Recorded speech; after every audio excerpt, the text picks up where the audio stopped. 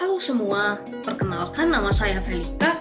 Saya adalah mahasiswa jurusan Teknik Industri dari Universitas Sumatera Utara.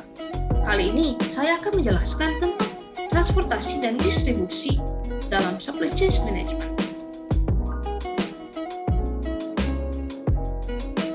Sebelum menjelaskan mengenai transportasi dan distribusi, apa itu supply chain management?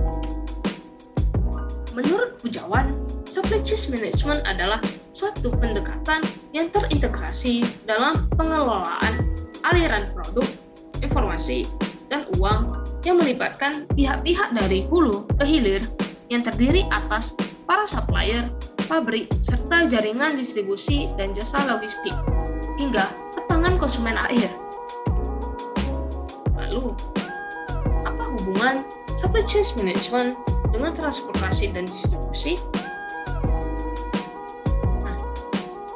Keduanya berperan penting dalam supply chain management, maka diperlukan manajemen yang baik dari transportasi maupun distribusi. Mengapa berperan penting? Karena sangatlah jarang suatu produk diproduksi dan dikonsumsi dalam satu lokasi yang sama. Maka strategi rantai pasok yang diimplementasikan dengan sukses memerlukan pengelolaan transportasi yang tepat. Maka dari itu, terdapat beberapa strategi yang digunakan dalam transportasi dan distribusi. Di mana yang pertama adalah direct shipping. Direct shipping merupakan pelayanan point to point dengan menghilangkan fasilitas antara, misalnya antara gudang dan pusat distribusi. Dengan strategi ini, pabrik mengirim barang secara langsung pada outlet retail.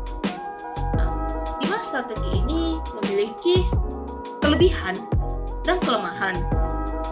Yang pertama, kelebihan.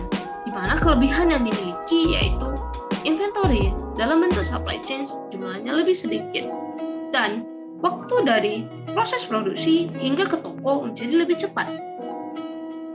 Lalu kelemahan, di mana kelemahan yang dimiliki adalah biaya transport menjadi lebih mahal dan tidak terdapat safety stock jika terjadi masalah distribusi dengan para supplier, misalnya seperti salah ukuran, warna, kelebihan maupun kekurangan barang.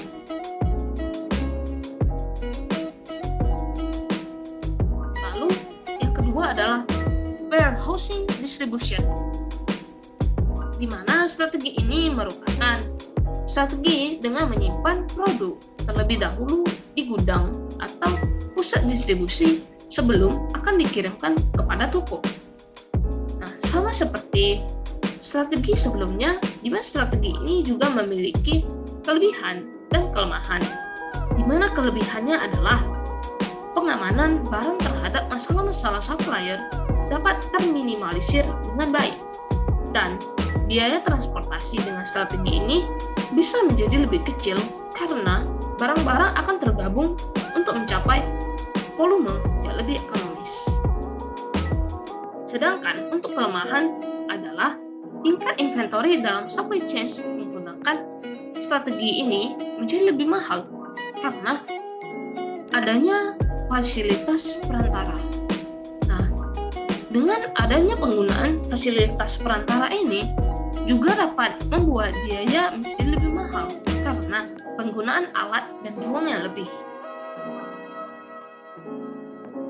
Lalu, selanjutnya adalah cross-docking, di mana strategi ini merupakan proses dalam memindahkan produk secara langsung dari tempat penerimaan ke tempat pengiriman tanpa penyimpanan sementara. Di mana kelebihannya adalah semakin mempercepat aliran produk dari supplier langsung ke toko. Dan dengan strategi ini dapat mengurangi inventory barang jadi dalam siklus sistem. Sedangkan untuk kelemahannya adalah cross-docking memerlukan kapabilitas teknologi pembagian informasi secara real time yang benar-benar baik. Dan strategi ini membutuhkan penataan letak fasilitas yang baru, memerlukan barcode scanner dan warehouse management system. Lalu yang terakhir adalah strategi milk run.